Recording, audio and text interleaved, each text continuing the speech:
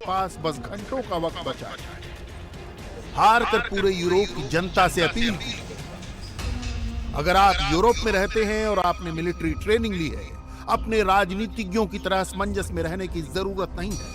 आप हमारे देश में हमारे साथ आइए, यूरोप की रक्षा करिए, यहाँ इसकी सबसे अधिक जरूरत है। मैं रूस के राष्ट्रपति को भी संदेश भेजता हूँ, युद्ध पूरे देश में जारी है। आइए अब लोगों को मरने से रोकने के लिए समझौते की बात करें। जेलेंस्की का ये बयान यूक्रेन के मीडिया के हवाले से सामने आया। इससे पहले भी जेलेंस्की कह चुके हैं कि दुनिया ने इस संकट की घड़ी में हमें अकेला छोड़ दिया। सवाल यह है कि यूक्रेन को उम्मीद किससे थी, तनाव किससे था, और क्यों इस जंग के पूरी दुनिया के नक्शे पर फैल जाने का खदशा पैदा हो गया है। आखिर कौन कौन से वो सरमाएदार हैं जो इस रशियन यूक्रेनियन वॉर के अहम किरदार हैं। ये अब ओपन सीक्रेट है कि इस जंग की जड़ है यूक्रेन की अमेरिका, नेटो और पश्चिम के देशों से बढ़ती करीबी। इनमें भी कुछ खास नाम हैं जो बार बार यूक्रेन को मदद का भरोसा देते रहे। इनमें सबसे आगे हैं अमेरिकी राष्ट्रपति जो बाइडेन, उनके बाद ब्रिटेन के प्रधानमंत्री बोरिस जॉनसन, फ्रांस के इमैनुअल मैक्रोन और जर्मनी के चांसलर ओलाफ शोल्ज। यूक्रेन पर रूसी हमले की आशंका पर इन देशों ने बढ़ चढ़कर बोला। व्लादिमीर जेलेंस्की उनके झांसे में फंसे रहे।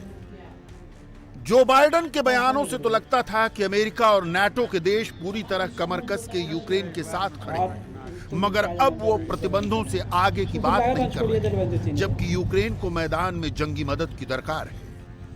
इंस्टीट्यूशंस हैं रूस में, उन पर हमने पाबंदी लगाई है। हमने रूस के जो फॉरेन करेंसी रिजर्व्स है उस पर हमने पाबंदी लगाई है।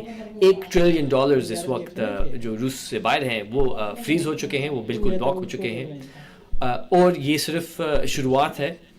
हम चाहते हैं कि पूरी विश्व एक आवाज़ से ये कहें कि 21वीं सदी में ये बिल्कुल बर्दाश्त नहीं किया जाएगा। और रूस ने फौरी तौर पर यूक्रेन किया था, जिसे रूसी हवाई सैनिकों ने पहले जब्त कर लिया था। हम आपको बता दें कि राष्ट्रपति व्लादिमीर जेलेंस्की ने देश में मौजूदा हालात को देखते हुए अनिवार्य भर्ती का आदेश किया है और 18 से 60 आयु वर्ग के सभी पुरुषों को देश छोड़ने पर प्रतिबंध लगा दिया है। जर्मनी के चांसलर ओलाफ शोल्ज, द्राघी वैश्विक लेन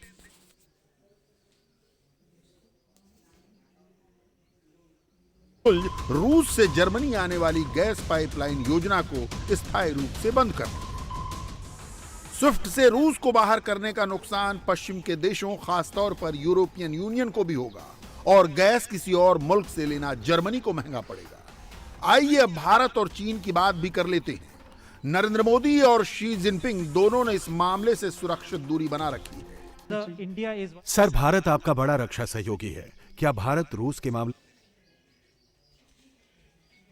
में हम भारत के संपर्क में हैं, हम परामर्श कर रहे हैं।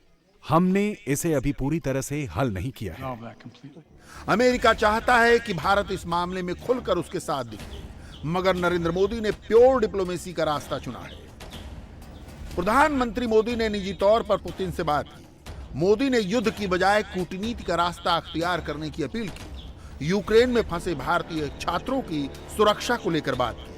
अमेरिका से हाल में भारत की नजदीकी बढ़ी है, मगर रूस के साथ रिश्ते ऐतिहासिक हैं। रूस से भारत मिसाइल डिफेंस सिस्टम ले रहा है, अकुला-1 पनडुब्बी ले रहा है।